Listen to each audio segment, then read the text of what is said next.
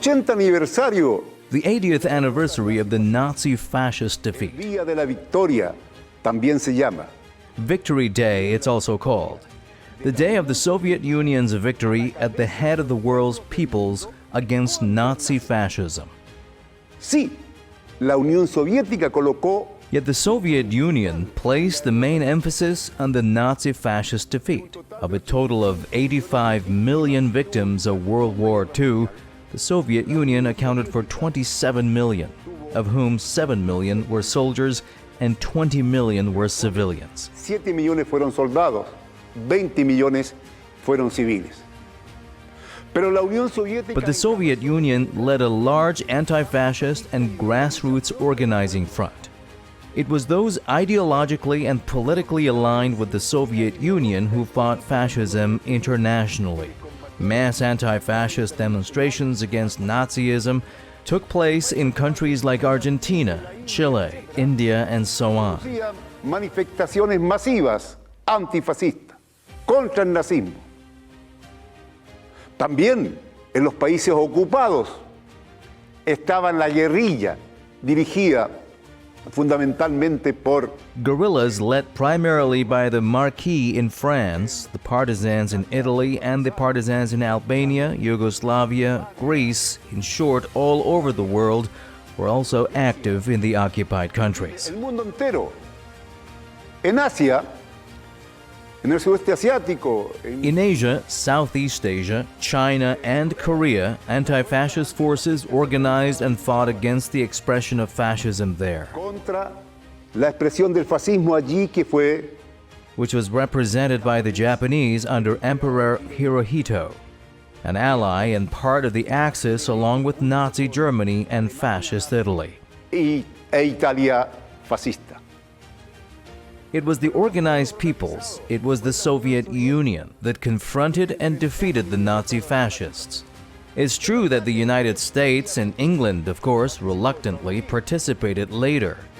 Well, that's history. It's the history that today they are trying to erase with denialism. Que hoy día se pretende borrar con negacionismo. El nazismo y el fascismo no es algo que aparece Nazism and fascism aren't something that only emerged after World War II. They have their origins before that. And it's the expression of fear, of an attitude against the sovereignty and freedom of peoples. la soberanía y la libertad de los pueblos. Es la necesidad de los grandes grupos económicos. It's the need of large economic groups for expansion. It's the vital space Hitler demanded to access the wealth of the territories of the Soviet Union or the current Russian Federation. Actual Federación Rusa. Eso That's what they were looking for, just as Donald Trump today is searching the world for the territories of Greenland, Panama, Canada, etc. And why not the Gulf of Mexico too? que no también el Golfo de México. Allí está una unión y una identidad entre unos y otros. There lies a unity and identity between them, past and present. Today, in Western Europe, they deny that it was the Soviet Union that defeated fascism. They forgot that, and they deny it. Lo olvidaron y lo niegan. Destruyen monumentos soviéticos. They destroy Soviet monuments in different countries. They want to deny history, as if history could be denied. Bueno, la historia también. Well, history is also another site of a struggle between those who advocate for the advancement of humanity and those who advocate for its regression, between those who advocate for racial supremacy and those who advocate for the identity and brotherhood of all humanity. Toda la humanidad. Esa es el That's the struggle that takes place within those who speak of history. Esto es This is Black and White. I'm Eduardo Artes. Soy Eduardo Artes.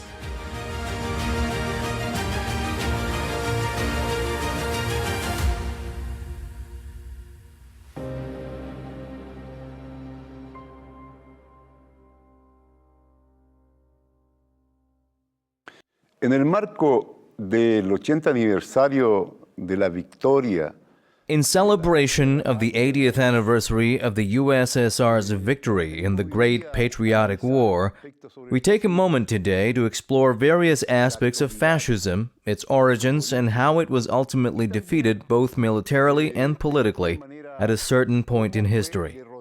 We will also touch on the current global situation regarding fascism. To discuss this topic, we're joined by a distinguished guest. We welcome Jorge Vera Castillo, an international analyst, former diplomat from Chile, and ex-consultant for the United Nations. Welcome, Jorge, to our program Black and White. A nuestro programa Negro y Blanco por Hispan TV. Muchas gracias, Eduardo, y compañeros del programa. Thank you very much, Eduardo, and to all your colleagues in Black and White. Miembros de Hispan TV. Gracias. Jorge, de lleno en lo que nos convoca, digamos. Thank you, Jorge. Let's dive into today's topic, which marks the 80th anniversary of the Great Patriotic War. What exactly was defeated? Was it an ideology or a military apparatus? There's quite a bit of debate around this, isn't there? Did fascism and Nazism truly vanish with that defeat 80 years ago, or do they still persist as ideologies and political concepts? Or were they merely representative of Mussolini's Italy, Hitler's Germany, and perhaps even Hirohito's Japan? Mussolini y la Alemania de Hitler o eventualmente también el Japón de Hirohito. Lo primero es que fue una derrota militar. First and foremost, it was a military defeat on the ground, and the so-called victory was largely due to the role of the Red Army from the then existing Soviet Union, which suffered 27 million casualties, both civilian and military.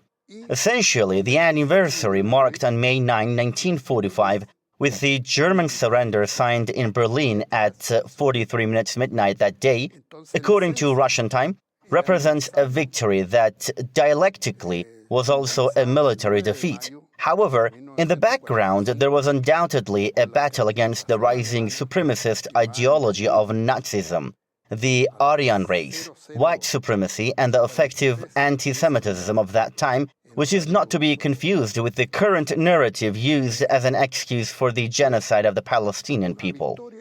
So I would say it was an underground ideological struggle and also an issue of global and European leadership. It's worth noting that on April 30, 1945, around 3:30 p.m. local German time, Adolf Hitler, the author and leader behind this tragedy of humanity, took his own life. Shortly after, his wife also ended her life using different methods, a gunshot and cyanide.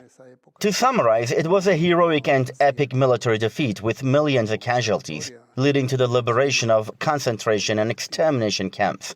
In the face of historical distortions that we must confront vigorously today, in the third decade of the 21st century, it was indeed a significant victory thanks to the Soviet Union and its Red Army. I conclude these remarks by placing the topic in its historical context.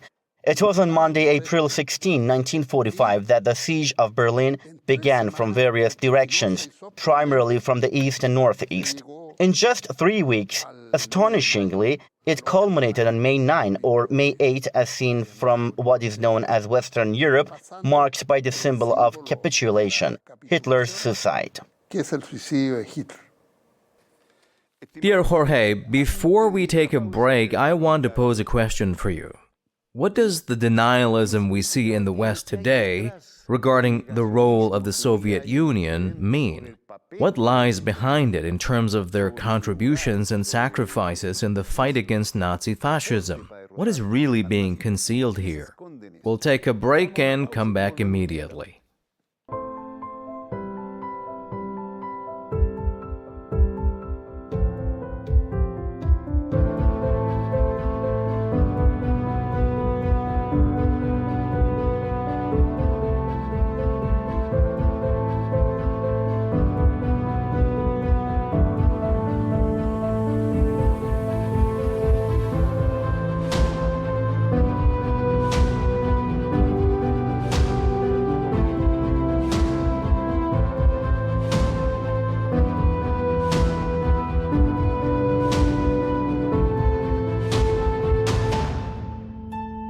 Estamos de vuelta acá con Jorge Vera Castillo, ya acá en Santiago de Chile.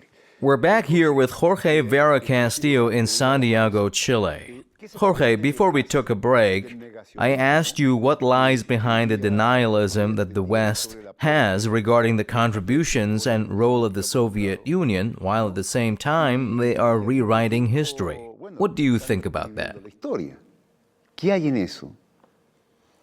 Bueno, yo creo que ahí, como decía inicialmente, Well, I believe that, as I mentioned earlier, we need to look at the root causes. We should focus on the October Revolution of 1917, which marked the first major break in the global dominance of capitalism during its imperialist phase, as Lenin referred to it. Throughout this period, from the end of World War I until 1939, there was a significant effort to destroy and isolate the Soviet Union, its people, and its advancements in industrialization and scientific development, which were important contributions to humanity that should not be forgotten or overlooked. We are in a television studio. The television, that well-known device, was invented in the Soviet Union. In light of this cultural, educational, and distorting anti-Soviet sentiment, we have now transitioned to the current wave of Russophobia. When the Soviet Union dissolved as a state entity in December 1991, the Russian Federation inherited its legacy. Despite the changes that Russia has not embraced, such as communism, the chaotic 1990s saw the establishment of a free market economy that remains in place today. However, the current international power dynamics, which concern the collective West, revolve around NATO and its misleading portrayal as a defensive alliance. This often confuses public opinion and students, especially considering that the Warsaw Pact was established 5 years after NATO. So clarifying and denying all these lies, in short, is due to fear of change, a fear of losing dominance, interests, and the financial, monetary, and international structures established by the Bretton Woods Agreement. Following that, the World Trade Organization is struggling because it has been hindered by these powers. Consequently, another concern arises alongside the Russophobia, the anticipated emergence and consolidation of the People's Republic of China, as predicted by Mao. Mao stated, and I believe he's correct, that by 2050, China would be the leading global power, and even in the heart of a nuclear explosion, they would still have $300 million to rely on. era un estallido nuclear, no había problema, porque ellos quedarían siempre con 300 millones de habitantes. Así es, así es. Jorge, mira. That's right. So, Jorge, you see, Hitler spoke about living space to justify expansionism and all that. Donald Trump talks about national security and views territories like Greenland, Panama, even Canada, along with resources like copper in Chile and lithium, as part of that national security policy. What ideological identity is present there? What drives them? What common matrix do they share? ¿Qué los mueve? ¿Qué matriz común? Bueno, yo creo que uno, en un ejercicio académico, teórico, Well, I believe that in an academic and theoretical exercise, one could attempt to write some papers on this topic to seek an academic and theoretical response. However, I think these are more political phenomena. I don't believe Trump is crazy. It's not his theoreticality or his unique social interactions. He expresses himself through tweets and speeches in the morning, but by the afternoon or the next day, he often clarifies what he meant. It's a game. Now, after reaching the 100-day mark, his words reflect a terrifying sense of world domination. en el sentido de que domino el mundo. I rule the world, that's what he said. Just like Hitler, the 1,000 years of empire, right? Yo diría que habría que distinguir Yeah, I would say we need to see the difference here between Slavic patience and the calmness of our Russian friends and all these noises. Así es. Jorge, mira, hay algo que... That's right, Jorge. Look, there's something interesting to note. In the past, a significant alliance was formed, an anti-fascist agreement, right? It was led by a socialist country, the Soviet Union at that time, and later included the United States and England, among others. Isn't that true? Nowadays, in practice, there's also an anti-fascist coalition, which includes Russia, North Korea, China, and Iran, along with other nations. What stands out to you? Do you see any parallels with that historical anti-fascist front that was established to confront the Third Reich? En su momento para enfrentar al Tercer Reich. Yo creo que los tiempos van cambiando y I believe that times are changing, and this great power now includes countries like India and South Africa among the 54 nations on the continent. I think that the ways and structures cannot simply replicate past historical experiences mechanically, as the balance of power was clearer back then with distinct spheres of influence. Nowadays, while those elements haven't completely vanished, they take on different forms and modalities. So, for instance, following the collapse of the Soviet Union and the rise of the Russian Federation during the critically challenging 1990s, as I mentioned in a previous response, it's essential to foster new ventures. Today, this concept is often referred to as a multipolar world, contrasting with the unilateral and unipolar world that the United States has established. el fin de la historia. Ya, Jorge, pero ahí va la pregunta. Jorge, here's a thought. Don't you think this could lead to a larger conflict? For instance, as you mentioned, no two situations are identical, but consider the Spanish Civil War and the tragedy it brought to the Republic. Wasn't that a precursor to what followed? Could the situation in Ukraine also be seen as a similar precursor? After all, these are significant historical moments. Porque son momentos históricos. Sí, y yo creo que pueden haber algunas explosiones, pero Yes, I believe there may be some explosions, but initially I think it has taken a serious and redeemable place in analyses. Today, geopolitics as a strategic analysis is essential. The role of major powers is something Trump and his team clearly understand, which is reflected in their approach to Russia and their appeasement of China. We are familiar with that historical game of the stick and carrot. However, I believe the United States is now fully aware, with some insightful individuals still present, that the era of being the global policeman has ended.